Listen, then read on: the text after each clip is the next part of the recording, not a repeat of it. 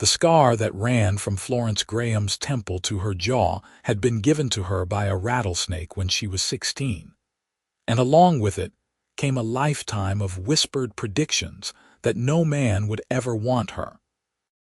Buffalo, Wyoming in 1882, was not a forgiving place for women who didn't fit the mold of delicate beauty. And Florence had learned to carry her disfigurement like armor, protecting the softness underneath with sharp words and sharper glances that kept most people at a comfortable distance from her wounded heart. She stood behind the counter of her father's general store on a Tuesday morning in late September, inventorying supplies with the mechanical precision of someone who had done the task 1,000 times before. Her father, George Graham, had died the previous winter, leaving her the store and the small house behind it, along with enough debt to keep her working 16-hour days just to stay afloat. The townspeople pitied her, she knew, though they tried to hide it behind polite smiles and awkward conversations about the weather. Mrs. Henderson from the boarding house had told her just last week that perhaps she should consider selling the store and finding work as a seamstress or a cook. Somewhere her face wouldn't frighten the customers. Florence had smiled tightly and said nothing, but the words had burrowed deep, finding the place where all the other cruel observations lived and festered. The bell above the door chimed, and Florence looked up from her ledger to see a stranger walk in, trailing dust and the smell of leather and horses. He was tall, broad-shouldered, with dark hair that needed cutting and eyes the color of creek stones. What struck her most immediately was not his appearance but his presence. The way he moved with a quiet confidence that suggested he was comfortable in his own skin in a way Florence had never been. He touched the brim of his hat in greeting but said nothing, his gaze sweeping the store with professional interest. "Can I help you?" Florence asked, her voice coming out more defensive than she intended. She had learned to speak first, to establish control of interactions before people could stare too long at her face. The man met her eyes directly, and Florence braced herself for the inevitable flicker of shock or disgust. It never came. Instead, he simply nodded once and walked to the far wall where she kept tools and hardware. He examined several items with careful attention, testing the weight of a hammer, running his fingers along the teeth of a saw. After several minutes, he brought his selections to the counter, along with a bag of coffee beans and a tin of tobacco. Florence tallied the purchases, acutely aware of his gaze on her face. She kept her scarred side turned slightly away, an old habit that provided the illusion of hiding what could never truly be hidden. When she told him the total, he counted out the exact amount in coins and bills, placing them on the counter with deliberate care. Then he did something unexpected. He pulled a small notebook from his shirt pocket and wrote something quickly, tearing out the page and sliding it across to her. The handwriting was neat, almost elegant. "Thank you, madam. Good store you've got here." Florence looked up sharply, questions forming on her lips, but the man was already gathering his purchases. Before she could speak, he wrote another quick note and placed it beside the register. "Name's Harold Dawson, working at the Patterson Ranch. I'll be back." Then he was gone, the bell chiming his departure, leaving Florence staring at the two small pieces of paper in confusion. It took her several minutes to understand what had just happened, and when comprehension finally dawned, she felt something unfamiliar bloom in her chest. He hadn't spoken because he couldn't.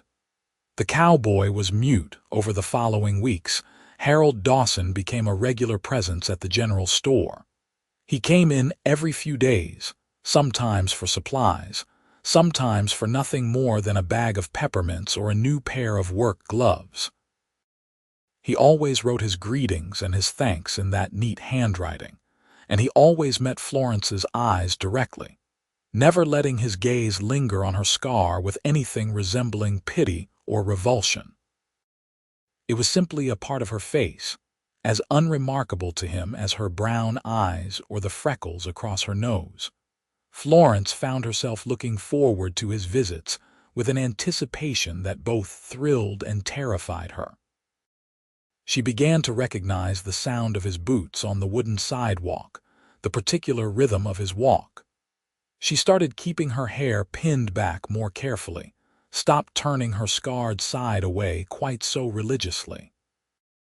When he came in on a Thursday afternoon in early October, she had his usual coffee beans already measured out and waiting. Harold noticed immediately. His eyes crinkled at the corners in what Florence was learning to recognize as his smile, and he wrote in his notebook, "You remembered." "That's kind of you. You're in here often enough," Florence said, attempting casualness. "It's just good business sense." He wrote again, "Is that all it is?" The question hung in the air between them, weighted with possibilities. Florence felt heat rise in her cheeks, and she busied herself with wrapping the coffee beans in brown paper. "I don't know what you mean."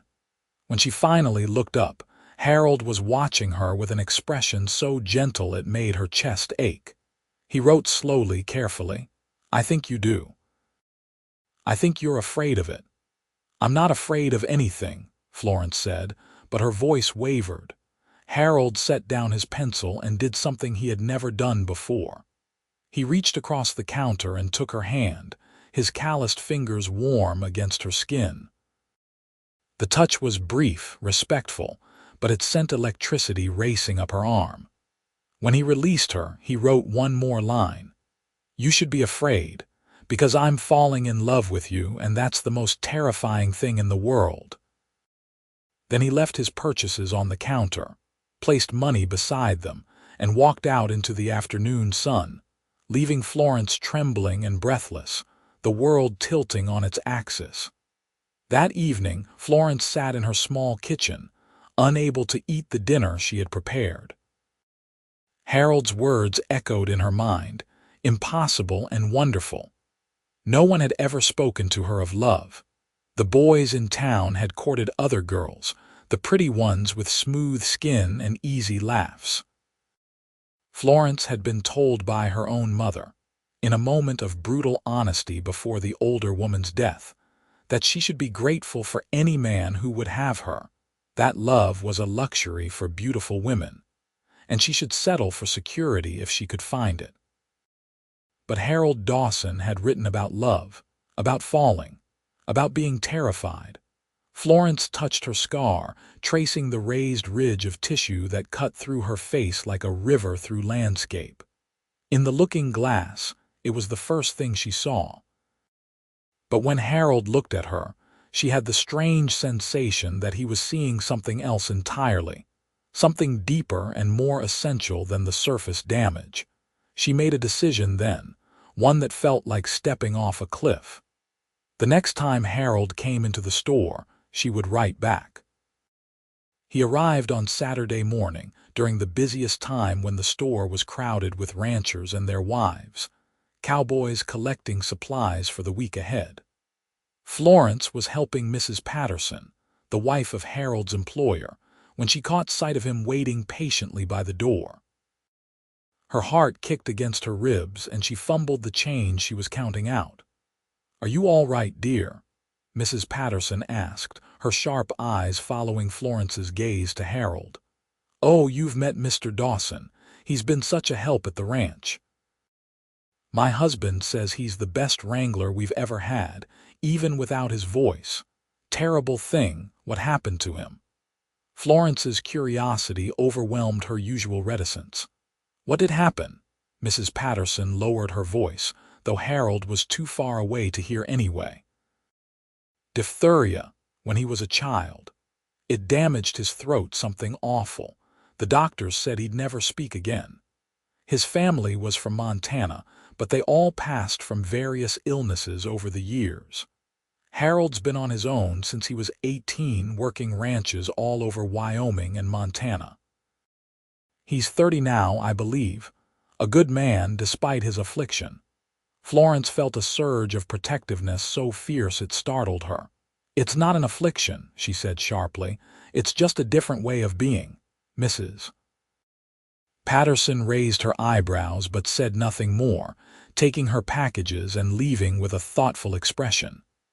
When the store finally cleared, Harold approached the counter. Before he could pull out his notebook, Florence slid a folded piece of paper across to him. She had spent an hour the previous night writing and rewriting the words, trying to find the right ones. In the end, she had settled on simple honesty. "I'm afraid too, but I think I want to be afraid together." Harold's hands trembled slightly as he unfolded the paper and read. When he looked up, his eyes were bright with emotion that transcended language. He wrote quickly, urgently, "Can I take you to dinner? The hotel restaurant tomorrow evening." Florence had never been on a proper dinner date. She had never been courted, never been the object of a man's romantic attention. Every instinct screamed at her to refuse, to protect herself from the inevitable disappointment. But she looked at Harold, at the hope and vulnerability in his face, and recognized something of herself in him. Two people marked by circumstances beyond their control, both told they were less than whole, both learning to navigate a world that didn't always have space for them. "Yes," she said, and watched his whole face transform with joy.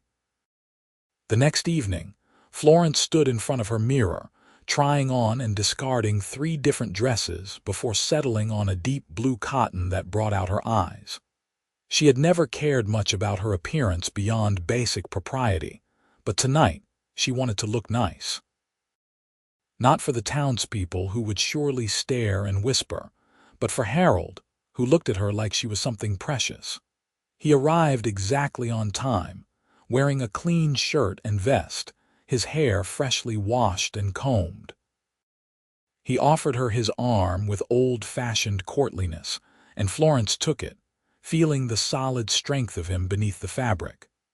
They walked the 3 blocks to the Buffalo Hotel in silence, but it was a comfortable quiet, full of anticipation rather than awkwardness. The restaurant was half full, and Florence felt the familiar weight of stares as they were seated. Mrs. Henderson was there with her husband, and the shock on her face was almost comical. Florence held her head high, refusing to shrink under the scrutiny. Harold seemed entirely unbothered by the attention, his focus completely on Florence as he held her chair and made sure she was comfortable before taking his own seat. Dinner was unlike anything Florence had experienced. Harold wrote questions to her throughout the meal, asking about her life, her dreams, her thoughts on everything from poetry to politics. He was curious and thoughtful, and Florence found herself opening up in ways she never had before. She told him about her father, about the loneliness of running the store alone, about her fear that she would spend her entire life in this small town, defined by a single moment of bad luck with a snake. Harold listened with complete attention, responding with written thoughts that were often profound and always kind. He told her about growing up in silence, about learning to read people's expressions and body language with such precision that he often understood them better than they understood themselves. He told her about the ranches where he had worked, the horses he had trained, the vast stretches of Wyoming landscape that made him feel small and connected all at once. He told her that he had never expected to find love, that he had resigned himself to a solitary life, until he walked into her store and saw a woman who carried her wounds with dignity and grace. "I don't feel very dignified most of the time," Florence admitted, her voice low. Harold wrote, "Dignity isn't about feeling perfect. It's about refusing to let pain make you small. You've done that every day of your life." Florence felt tears prick her eyes and she blinked them back fiercely. "You don't know me well enough to say that." "Then let me know you better," he wrote. "Let me spend every day learning who you are." Over the following months, Harold did exactly that. He came to the store every morning before starting his work at the ranch, helping Florence lift heavy crates and organize inventory. He stayed in the evenings after the store closed, sitting with her in the small parlor behind the shop, communicating through written notes and the comfortable silence that developed between them. He taught her to read people the way he did, to see beyond words to the truth beneath. She taught him the business of running a store, showed him her father's old ledgers and the careful way she was working to pay down the debt. They took long walks on Sunday afternoons, when the store was closed, following the creek that ran through town out into the scrubland beyond. Harold showed Florence how to track deer and identify bird calls by the movement of branches. Florence showed Harold the places from her childhood, the spot where the snake had bitten her, the tree where she used to hide when the other children were cruel. It was on one of these walks, in late November with snow threatening in the heavy gray sky, that Harold kissed her for the first time. They had stopped to rest on a fallen log, and Florence was talking about her dream of expanding the store, maybe adding a small lending library in the back corner. Harold was watching her with that particular expression he got when she spoke passionately about something. And suddenly, Florence became self-conscious, her hand rising to cover her scar. Harold caught her wrist gently, pulling her hand away. He shook his head, then cupped her scarred cheek with his palm, his thumb tracing the line of raised tissue with infinite tenderness. Florence's breath caught. No one had ever touched her scar with anything but medical necessity. Harold's touch was different, reverent, as though he found beauty in the very thing she had spent years hiding. Then he leaned forward slowly, giving her every opportunity to pull away, and pressed his lips to hers. The kiss was soft and careful, asking rather than demanding, and Florence felt something inside her that had been locked tight for years finally open. She kissed him back, her hands coming up to grip his shoulders, anchoring herself to this impossible moment. When they finally pulled apart, Harold rested his forehead against hers, and Florence saw that his eyes were wet. He fumbled for his notebook with shaking hands and wrote, "I love you. I have loved you since the first moment I saw you. Please let me love you for the rest of my life." Florence's voice came out as barely a whisper. "Yes. Yes, Harold, yes." The engagement was short because neither of them saw reason to wait. They were married in the small church in Buffalo on a bright morning in January 1883, with Mrs. Patterson and her husband standing as witnesses. Florence wore a simple cream-colored dress, and Harold wore his best suit, and when the minister asked him to speak his vows, Harold handed him a written copy, and the minister read them aloud while Harold signed them, his hands steady and sure.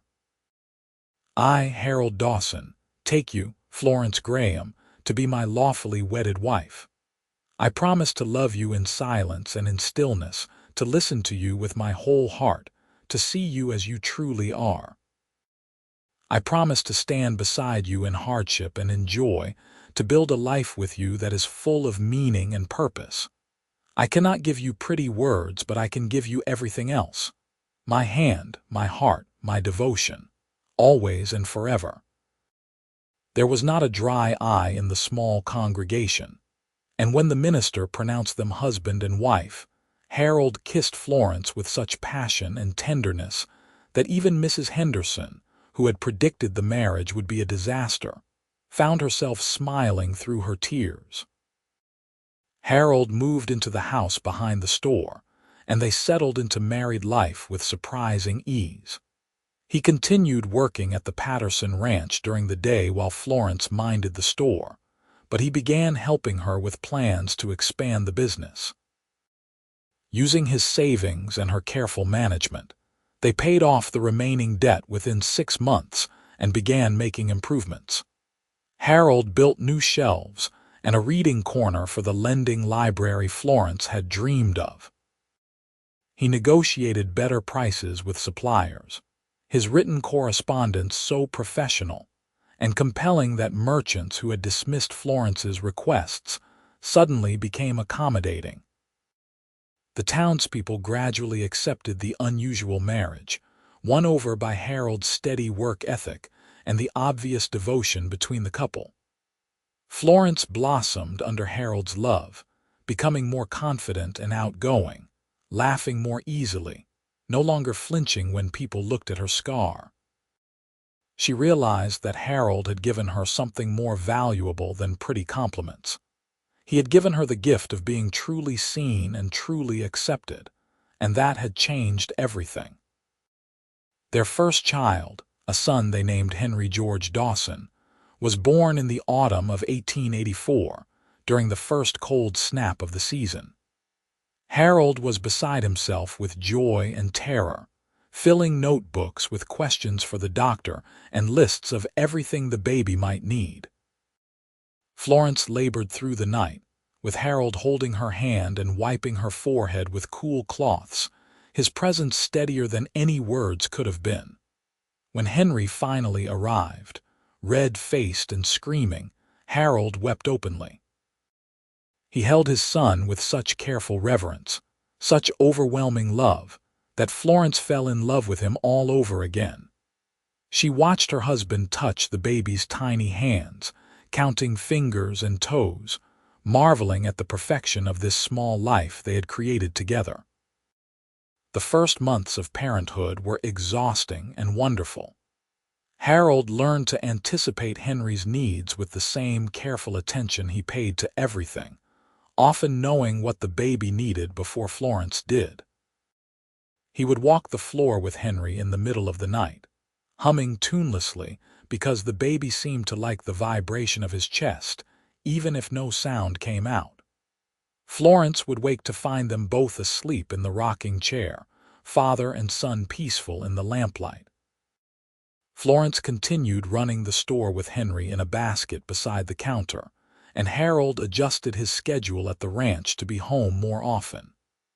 The Pattersons were understanding, valuing Harold's work enough to accommodate his new family obligations. Life fell into a rhythm that felt almost magical in its contentment. It was in the spring of 1886, when Henry was learning to walk and the store was thriving, that Florence fully understood the depth of what Harold had given her. She was arranging a display of new fabric when Jenny Miller came in, a young woman of 19 who had recently moved to Buffalo to live with her aunt. Jenny had a port wine stain birthmark that covered half her face, and Florence had watched her move through the town with the same hunched shoulders and averted gaze that Florence remembered from her own youth. "Miss Miller," Florence called out, using the voice she had learned from Harold, the one that assumed people were brave and capable until they proved otherwise. "I was hoping you might help me decide about these placements. I value a good eye for color." Jenny approached hesitantly, clearly unused to being asked for her opinion. Together they worked on the display, and Florence told her about the lending library, about the store's expansion plans, about how she was thinking of hiring part-time help as Henry got older and more active. "Would you consider working here?" Florence asked directly. "I need someone reliable and intelligent, someone who can manage accounts and deal with customers. The pay is fair and the hours are reasonable." Jenny's eyes went wide. "You would hire me?" "But I mean, people usually don't want me where customers can see." Florence looked at the younger woman steadily. "People are foolish. Their limitations are not your limitations. Besides, my husband taught me that the only opinions that matter are the ones from people who actually see you. Everyone else is just noise." Jenny took the job, and she proved to be excellent at it, quickly becoming indispensable to the store's operations. Florence watched her grow in confidence over the months, saw her begin to hold her head higher, to smile more easily. It reminded her powerfully of her own transformation, and she felt grateful to be able to offer someone else what Harold had offered her. That summer, Harold made a decision that surprised Florence. He came home one evening with a notebook full of sketches and plans, spreading them out on the kitchen table with barely contained excitement. He had drawn designs for a larger house, something with enough room for their growing family and for the future children they both hoped for. He had found a piece of land at the edge of town, 5 acres with a good well and views of the mountains to the west. He had already spoken to the owner, negotiated a price, arranged for materials. "You did all this without telling me?" Florence asked, caught between amusement and exasperation. Harold grinned and wrote, "I wanted to surprise you. Do you like it?" Florence studied the drawings, seeing the care he had put into every detail. A large kitchen with windows facing south for light, a parlor with built-in bookshelves, a separate bedroom for Henry and another for future children, a wide porch where they could sit in the evenings. It was more than a house. It was a home, a statement of permanence and faith in their future together. "I love it," Florence said, tears streaming down her face. "I love you. How did I get so lucky?" Harold pulled her into his arms, holding her tight, and Florence felt his chest move with silent laughter. He kissed the top of her head and wrote with one hand, keeping the other around her waist, "I'm the lucky one. You gave me a reason to build something permanent. Before you, I was just passing through life. Now I'm living it." They broke ground on the house in August, and Harold worked on it every spare moment, often late into the evening by lamplight. Florence would bring him dinner and sit with Henry on a blanket, watching Harold measure and cut and hammer, building their future board by board. The townspeople pitched in too, the way communities did in those days, and by late October, the house was finished. It was beautiful in its simplicity, solid and well-crafted, with details that showed Harold's careful attention. He had carved Florence's initials into the lintel above the front door, intertwined with his own. He had built a window seat in the parlor, knowing how much Florence loved to read in natural light. He had made sure the kitchen had plenty of workspace for the baking Florence had started to enjoy. They moved in on a crisp November morning, carrying their modest possessions from the old house. Henry toddled through the empty rooms, his delighted laughter echoing off the walls. Harold lifted Florence over the threshold, old-fashioned and romantic, and she laughed and clung to his neck, feeling young and carefree in a way she had never imagined possible. That night, after Henry was asleep in his new room, Harold and Florence stood on their porch looking out at the stars. The silence between them was profound and comfortable, full of shared history and shared dreams. Harold took out his notebook, writing by moonlight. "Thank you for seeing me. For loving me. For building this life with me. I never knew I could be this happy." Florence took the pencil from him and wrote her own response below his words. "Thank you for teaching me that I was worth loving. Thank you for proving everyone wrong. Thank you for choosing me." Harold read her words and pulled her close, and Florence rested her head on his chest, listening to the steady beat of his heart. She thought about the girl she had been, so convinced that her scar made her unlovable, so resigned to a life of loneliness. She thought about the man who had walked into her store and seen past the surface to the person beneath. She thought about all the cruel predictions that had been made about her life, and how thoroughly wrong they had all been. In the years that followed, Florence and Harold built a life that was rich and full. They had 3 more children, 2 daughters named Helen and Faith, and another son named Frank. Henry grew up watching his father's silent devotion to his mother, learning that love was not about pretty words but about consistent action, about showing up day after day, about seeing and being seen. Florence's store became the most successful business in Buffalo. expanding to include not just the lending library, but also a small pharmacy and a post office branch. Harold eventually left the Patterson Ranch to work full-time managing the business side of the store. His written correspondence with suppliers and customers legendary for its clarity and professionalism. He developed a system of hand signals that the regular customers learned, making transactions smooth and efficient. The couple became pillars of the community, known for their generosity and their willingness to give chances to people others had dismissed. Over the years, they employed several people with various disabilities or disfigurements, creating a place where everyone was valued for their abilities rather than judged for their differences.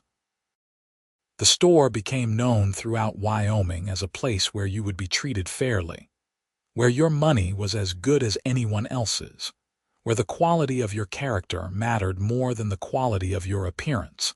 Florence never forgot what it felt like to be told she would never find love. She made it her mission to ensure that other people in similar circumstances knew that their detractors were wrong, that love was possible for everyone, that being different did not mean being less. She and Harold spoke, through words and example, of a better way of seeing the world, and people listened.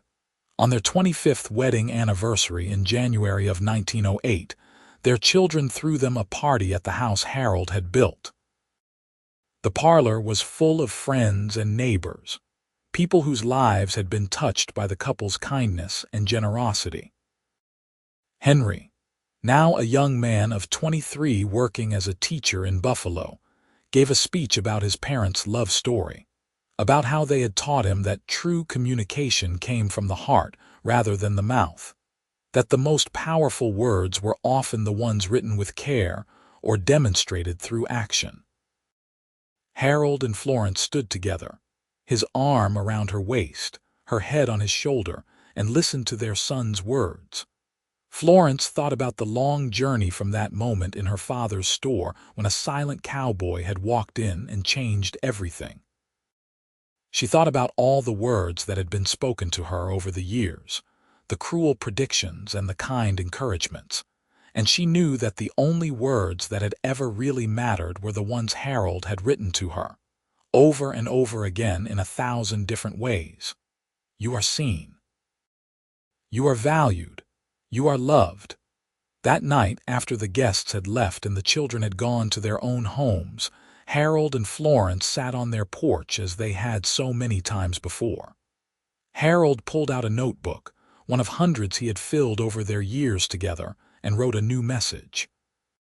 25 years ago, I walked into a store and met a woman with a scar on her face and fire in her heart.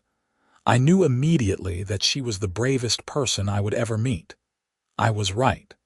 Thank you for 25 years of teaching me what courage looks like. Thank you for every day you've chosen to love me back. Thank you for our beautiful family and our beautiful life. I would do it all again. I would choose you 1,000 times.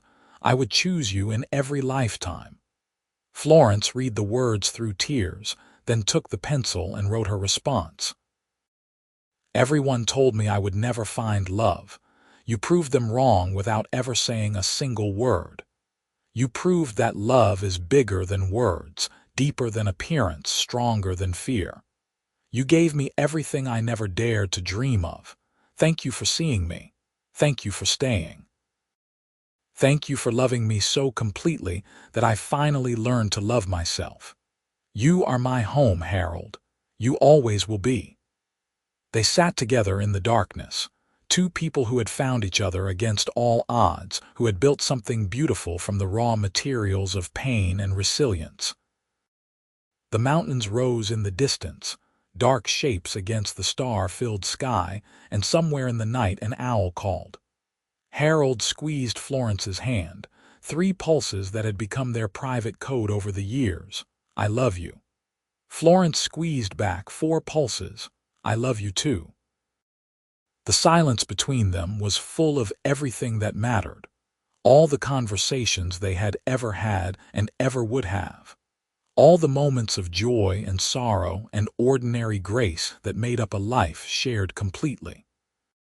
Florence thought about the girl she had been, hiding her scarred face and her scarred heart, and she felt grateful to that girl for being brave enough to write back, for being willing to risk everything on a cowboy who spoke without words. Because in the end, words were just tools for expressing what was already in the heart. And Harold's heart had spoken to hers from the very beginning, in a language more profound than any spoken tongue, in the universal dialect of acceptance and devotion and unwavering love.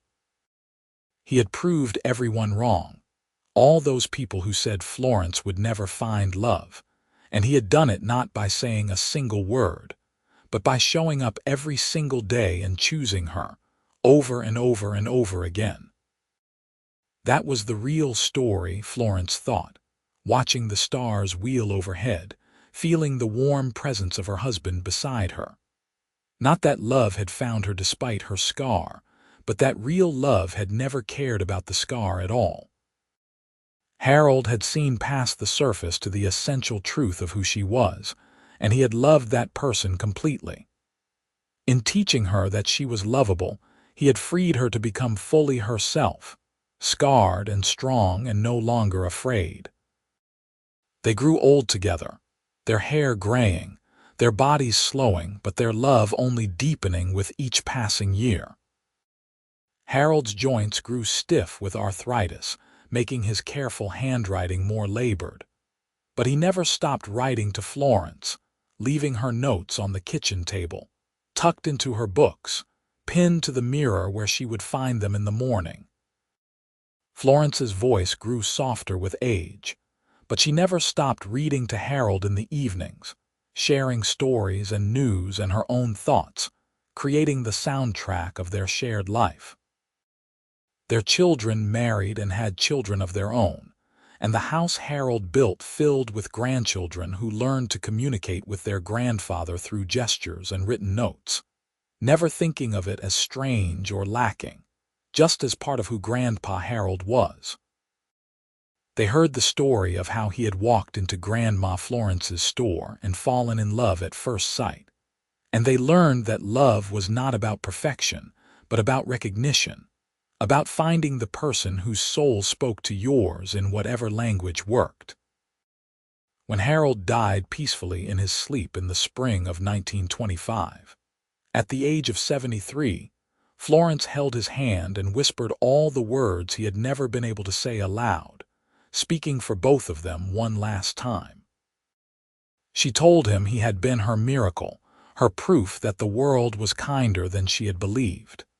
She told him their life together had been the greatest adventure, the grandest romance, the deepest friendship. She told him she would love him beyond death, beyond time, beyond the boundaries of this world. She found a notebook on his bedside table after he passed, filled with entries dated for the future. He had written messages for her to find on their next anniversary, on her next birthday, on all the ordinary days when she might need to remember how much she was loved. The last entry was dated for their 50th wedding anniversary, still several years away.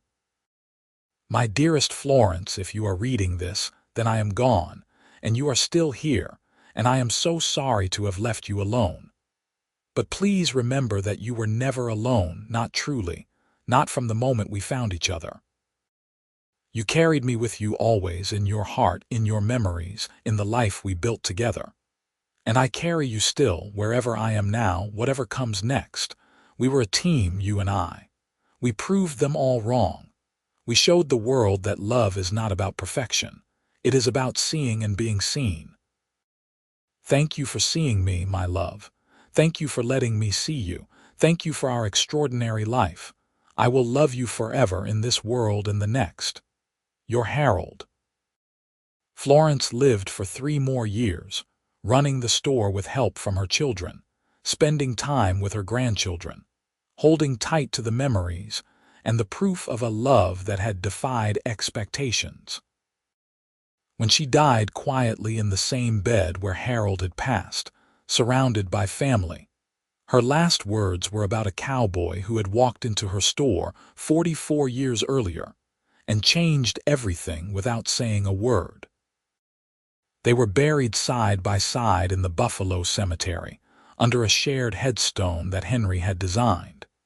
It bore their names and dates, and below that, a simple inscription that told the whole story in just a few words. They proved that love needs no voice, only a willing heart. The store continued for 2 more generations before finally closing in the 1960s. But the legend of Florence and Harold lived on in Buffalo, passed down through families. A story about how 2 people who had been told they were broken found each other and built something whole. It was a story about the power of silent devotion, about seeing past surfaces to souls, about the many languages in which love can speak. And in the decades that followed, whenever someone in Buffalo felt unlovable, felt marked or damaged or too different to find connection, the old-timers would tell them about Florence Graham and Harold Dawson, about a woman with a scar and a man without a voice who had proven that love was bigger than any obstacle, deeper than any wound, stronger than any cruel prediction. They would tell how Harold had walked into that store and seen Florence truly, how he had loved her not with words but with presence, consistency, and devotion. They would tell how Florence had been brave enough to love him back, to build a life on the foundation of that silent, steadfast affection. Because in the end, that was what mattered.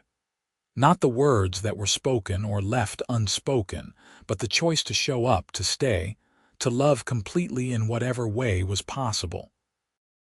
Harold had proven them all wrong without saying a single word, and in doing so, he had given Florence the greatest gift anyone can give another person, the gift of being truly, completely, eternally loved.